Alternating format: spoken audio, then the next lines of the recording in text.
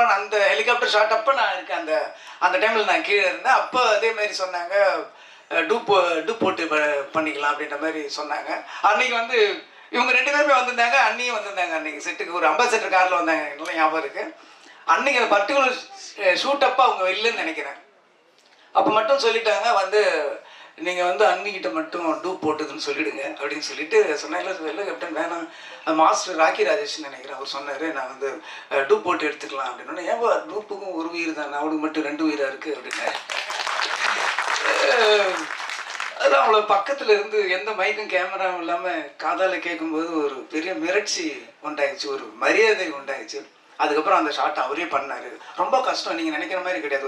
ஒரு ஹெலிகாப்டர்ன்றது இந்த பக்கம் வெயிட்டு போட்டால் இந்த பக்கம் அதுக்கு தகுந்த மாதிரி வெயிட் போடணும், இல்லைன்னா அன்பேலன்ஸ் ஆகி ஹெலிகாப்டர் வந்து அது மேலே இதாக ஆரம்பிச்சிடும். இப்போ இருக்கிறதுல ரொம்ப ஸ்ட்ராங்கு.